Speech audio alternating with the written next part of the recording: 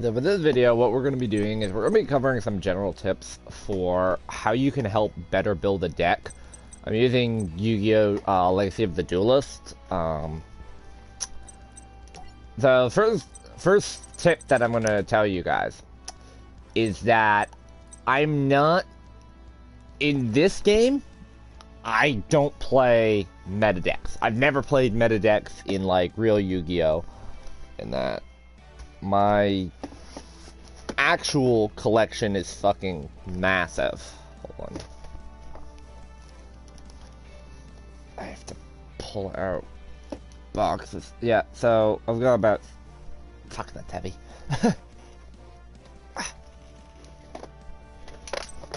Ow. Yeah, my actual, shit.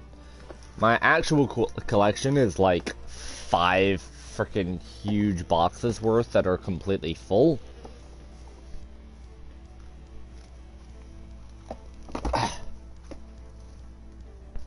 Altogether weighs about like close to 35 pounds. I've never played like meta decks, like constantly having cards coming out. If you look at all these different decks right here, you see how they are massively built. Well, there is a little bit of a reason for that, and we'll get to. So first off, there's about 32 decks in this game. So specifically tips for this game. The first 2 tips I'm going to give you. Don't delete a deck. Ever. Don't. Just add new ones. You can go up to 32 decks. As you can see, I still have 3 more deck slots I have. The other key as well is that you can start to put cards into a deck. Like this is going to be a Monarchs deck. You can start to put cards into a deck. You don't necessarily have to right away, like, build it. The second tip I'm going to tip you is try and get up a bunch of cards, then go to the card shop and just start buying through packs. Once you figure out like what cards are in what packs, you can just start spamming that until you get certain cards that you want. Now, one thing I will say is I am not a fan of Pendulum, and I am not a fan of Link Monster. So, like, Fusion, Synchro, XYZ, that's mainly what I focus on. So let's take a look at, like, the decks, and take a look at, like, some certain tips for building a deck. The first thing that I would recommend is that you figure out what your primary strategy for the deck is, what your win condition is. And you should try and build three strategies out of each deck. So probably the best example is my most successful deck here is my Exodia deck.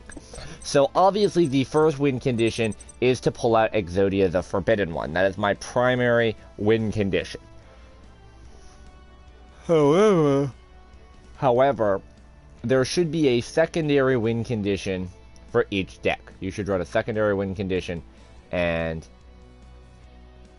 a third win condition ideally. So my general win condition is to win Exodia the Forbidden One.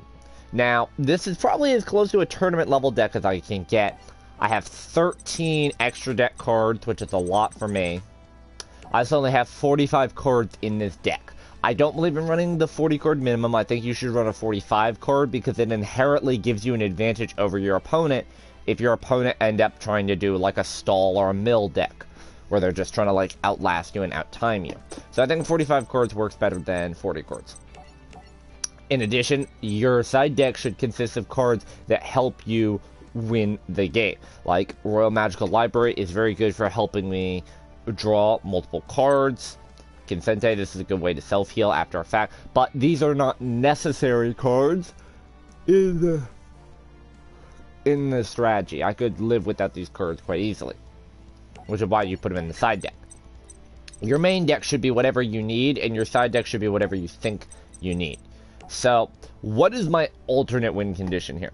My alternate win condition would be to win normally through attacking and damaging life points, which can be done by taking some of my stall cards, getting enough monsters on the field. If I can get 2 Giant Soldier of Stones out, or 2 Dragon Dwelling in the Caves, I could get out the Lightning Chidori or the Soul of Silver Mountain, respectively.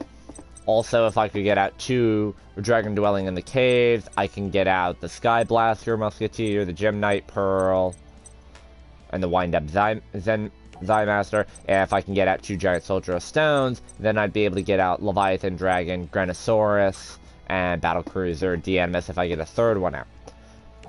If I can get out Flem Veilguard plus anything else, now I can start getting some of my tuners out into play, like these right here, and start going with that. So you can see how very easily, by getting out a few of these cards. I've got Heart of the Underdog, which will make it dramatically easier to get these cards out, and I have a good strategy of stalling. I got 2 Nightmare Steel Cage, 3 Swords of Revealing Light, 3 Magic Cylinders, 3 Mirror Forces. So if you're not able to clear out my back row, I am going to be able to wreak havoc on you. I've got Dark Bribe, I've got Mystical Space Typhoon, 2 different Trap Holes, and Sheep. I love Sheep. Sheep are great for stalling. So, the reason why I like running this type of deck is this deck is a very easy deck to pull off. It's realistically only weak to getting rushed down, beat down through your defenses, and through card removal from my hand. Although I do have counterplay to that, which is Pharaoh's Treasure. So, what's the 3rd win condition then? Well, the 3rd win condition would be to stall and deck out, because I do have ways to stop my opponent from attacking, and they'll have to draw cards each turn. So as long as I can choose not to activate Heart of the Underdog, I can maintain that draw advantage over them. I'm not usually a big fan of card advantage. The other deck that is relatively close to being my meta deck is this one right here, and this one isn't meta at all because it plays a ton of traps in it. But the reason why it's here is because it is a relatively interesting type of deck. So the design on this deck is counter traps. This deck is entirely designed around counter traps and stuff. So this is a Fiend type deck for the most part. There are a few cards in here that are not Fiend, but everything in here is a dark type. The reason why everything in here is a dark type is because of how some of these cards work. So, all of this deck's traps, for the most part, are made up of counter traps. I do have Bottomless Trap Hole, I do have Call of the Haunted, and I do have Metal Reflect Slime. Outside of that, everything here is counter traps. The reason why is there are 4 cards in this deck that can be special summoned after a counter trap. So this one I have to tribute 1 dark monster, and I can special summon it after a counter trap has been resolved. And this one lets me special summon it in my hand every time a counter trap goes off. I also have a few support pieces, like this lets me target 1 card in my graveyard and return it to my deck. This is for chip damage. This lets me banish opponent's monsters. This lets me special summon directly from my hand. So, the key to this deck is counter traps. The whole point of this deck is to have a good assortment of counter traps. Whatever your opponent tries to do, you just counter trap. And then if you have the right cards in your hand, you immediately can then special summon one of these big monsters out onto the field. I have 2 copies of Double Summon and a Foolish Burial, so that I can get a card to the graveyard and potentially cheat it out with Call of the Haunted. So there's the potential for a boss swarm to just swarm 4 monsters out in 1 turn. If I can get Call of the Haunted to activate and get one of my cards out, if I can get Double Summon and get 2 more cards out, if I can special summon off of my opponent having more monsters than me, or some of the other special summon conditions, or by just simply being able to counter trap and get something out. The problem to this deck is how high the levels are for a lot of the monsters in here.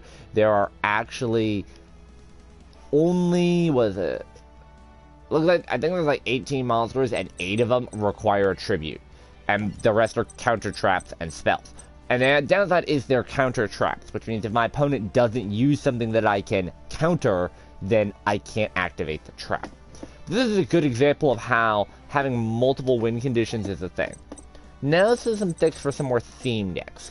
What's the difference between a theme deck and a generic deck? This deck right here is a generic type deck. I don't really have a build for this. I put cards that I like in that I can't normally play the rest of the time, as well as my core cards. And this is where you can really see what core cards I have. So when it comes to monsters, you have to be more flexible because of the type of build you have. But some of these I would consider like core cards. I would consider like Blue Eyes White Dragon is a core card. I know, something like Bazu the Soul Eater, this is another one. The Tricky and Slate Warrior, these are cards I like. Penguin Soldier and Needleworm, these are good cards to have. Most of your core cards come from traps and spells. Trap Hole, Bottomless Trap Hole, Call of the Haunted, Magic Cylinder, Mirror Force, Nightmare Wheel, Solemn Wishes. These are like core cards for me. Spells, United We Stand, Sword of Revealing Light, Spell Absorption, Raiki, the one copy you're allowed, Mystic Space Typhoon, Mage Power, Gravekeeper's Servant, Double Summon, Black Pendant, Acts of Despair. If you go through these decks, you're going to see things very similar to that. You'll also see Metal Reflect Slime, Dark Bribe, and Sheet. As like the more you go through, the more you'll see them. Establishing what your core set of cards are is like the absolute key when determining how you're going to build a deck. The other way is to determine theming. Is it worth not putting certain cards into your deck that you may otherwise need in order to theme a deck properly? So a great example of this is a Blue Eyes deck that's now kind of a dragon deck.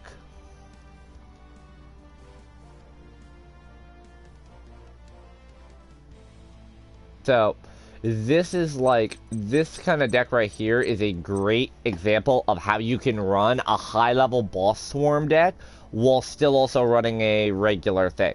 So there are a lot of tribute summons in this deck. There are Blue Eyes White Dragons, there are Red Eyes Black Dragons, there are Luster Dragons, Waddletail Dragons, Tyrant Dragons.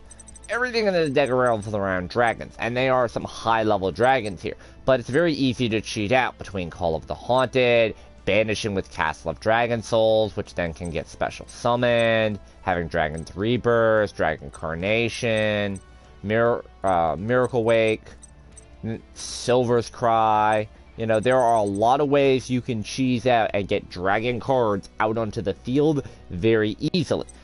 And I do have some more options here in my extra deck that I like running, particularly Paladin White Dragon, if I feel like running a Ritual, some more tuners to get at some more synchros, and the synchro bullshit that I can set up is pretty ridiculous when I can get out like Azure Eyes and just start spamming Azure Eyes, re-spamming more monsters out.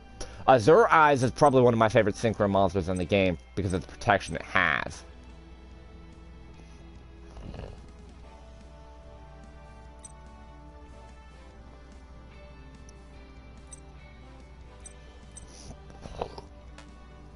But if you notice, like, this is another deck where you will be left with cards that you just straight up can't play because you don't have, like, a monster you can use to get out of your hand.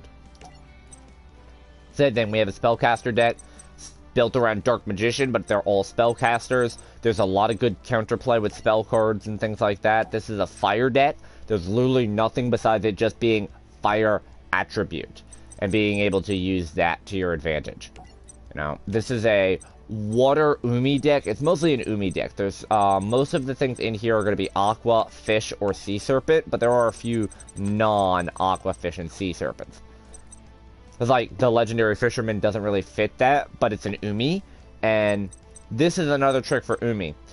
Don't just run 3 copies of the same card if there's multiple variations of it. So we have, and here's why. So you have Umi, which increases the attack and defense of all Fish, Sea Serpent, Thunder, and Aqua type monsters by 200 points. Now that's shit, but there are other cards that go with it. Then you have a Legendary Ocean, which this card's name is treated as Umi. This lets you reduce the level of all water monsters in both players' hands and on the field by 1, but all water monsters gain 200 attack and defense. This is Umiruki, which increases the attack of all water monsters by 500 and decreases their defense by 400. So, and then we have Lemora, which is another Umi variation, where all water monsters gain 200 attack and defense, and you can have all water monsters gain levels equal to the number of water monsters you currently control. So, being able to have multiple different variations of that is pretty incredible, actually, because it lets you change up how you play your deck. So,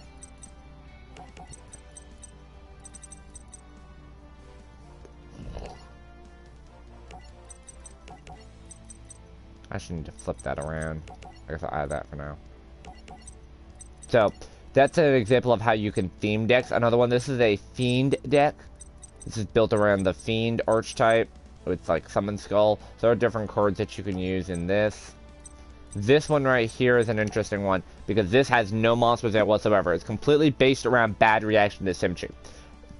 This deck isn't a very serious deck, but I can win with this deck because there's a good enough mix between, okay, I've got stall cards and I've got cards that actually like heal me and cards that actually deal damage.